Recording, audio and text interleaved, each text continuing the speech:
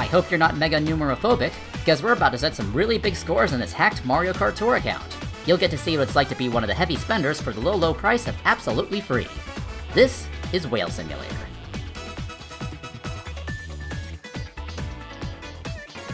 Hello everybody, it's Mankolar here with another episode of Whale Simulator, which is just as likely to get taken down by Nintendo as the Gold episode.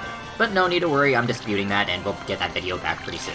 Anyway, we're going to be taking on the first ranked cup of the Anniversary Tour, and as usual, we'll be using maxed out loadouts. And we will also be using item hacks to get those optimal Triple Frenzy runs without having to do all the hours of grinding. Now, as a disclaimer, ranked cup mode is not unlocked on this account, I'm not claiming any of these scores as world records, and despite all the hacking, these are not perfect runs. The point of these videos is to show what scores are possible, and also provide tips for a legitimate play. With all that said, let's go ahead and hop into the first track of the Bowser Cup, New York Minute 3. The driver we'll be using is Pauline Party Time for her coin box. As for Karts, I'll be choosing the Cheer Mellow for its rocket start, which gives me 80 extra points, unlike a Jump Boost cart, which would not give me as many bonus points because there are not very many Jump Boost opportunities on this track. And lastly, we'll be using the Gold Crane for the coins, which are amazing for getting points. Now let's go ahead and begin the race. I drop down to 8th place and use an item ticket to set up my item hacks, and start a Mushroom Frenzy. The shortcut here has 2 coins, unlike the main path which has 3 coins. So it's better to take the main path unless you absolutely need the shortcut to get a better position at the end. I also manipulate my items into 2 coins and a coin box, which is shortly cancelled out by a manipulated Coin Frenzy. The geysers at the end of the track give you a jump boost, but you do lose time. So I recommend charging out the mini turbo beforehand, and release it while you're in the air to lose less time.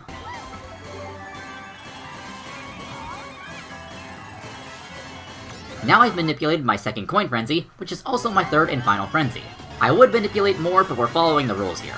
Now if you're wondering why I'm not manipulating coin box frenzies, that's because there can only be 2 coin boxes in play at once. I can't hold 3 coin boxes at once unless I start a frenzy through normal means.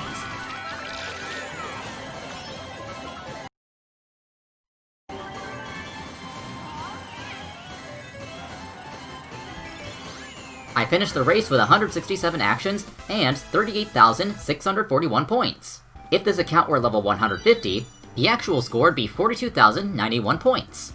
And to think, this run can be improved by having a third Coin Frenzy. Anyway, let's move on to the next track, Paris Promenade. For this run, we'll be using Peach Vacation's Coin Box, the Gold Cheap Snorkel's Rocket Start for the same reason as the previous track, and because there's no Coin Glider, we're gonna go with the Silver Bell's Super Horn, just in case I need to manipulate a blooper or blue shell dodge. The Super Horn perk increases the points from those actions.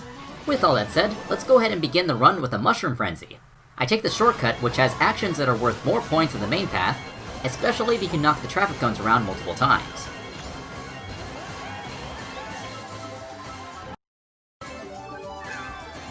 I get a Super Horn here, but use it way too early and should have used it on the Goombas in the pipe. I purposefully hit a Goomba, that way I can run into the other Goomba and get the points to maintain my combo. Unfortunately, it did not last much longer, but then we manipulate a Coin Frenzy.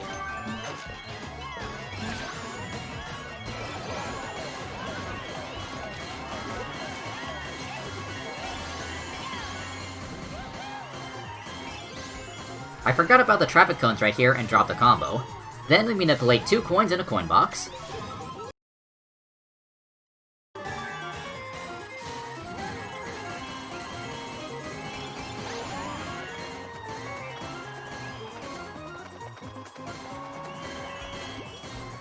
I should have gone wide to hit the Goombas. Luckily, we're able to manipulate our third and final Coin Frenzy. I stall a little bit, that way I can end with the last coin to get the frenzy finish.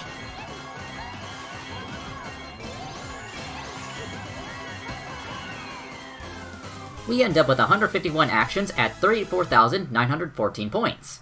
At level 150, this score would be 38,314 points. Imagine if that were a non-stop combo. Now onto the final track, GBA Bowser Castle 1T. This time we'll be going with Mario Hakama's coin box. The cart we'll be using is the Dozer Dasher for its dash panel boost, and its size. There is no jump boost cart for this track, and while there is the Red Bee Dasher to give me 80 extra points for its rocket start, there are 4 dash panels on this track, and this cart gives 15 extra points per dash panel, so if we do the math from both laps, we get 120 extra points. And once again, there's no Coin Glider for this track, so I decided to go with the Super for its bombs, mostly because you can catch multiple opponents in the bomb explosions. Now I highly recommend starting runs on this track in 8th place and spamming an item ticket to get mushrooms. I'll go over why this is important on lap 2. I end up starting a Mega Mushroom Frenzy, but for this upcoming strat, I would prefer 2 mushrooms and a Mega Mushroom. With a Mega Mushroom, you can get more of the coins from on top of thwomps. Now coins are not obtainable in 5th place, so I end up manipulating 2 bombs and a coin box. However, looking back, I should have manipulated the 2 mushrooms I originally wanted. The game naturally gave me a coin frenzy, so I'm able to manipulate it into a coin box frenzy.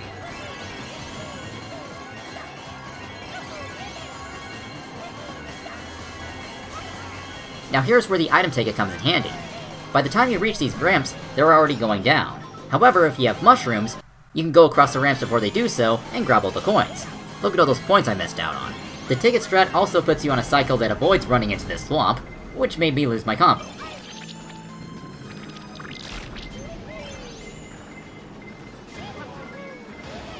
At the final item box, I manipulate my 3rd frenzy, and I don't stall because I wasn't sure if I would get overtaken by the player in 2nd place.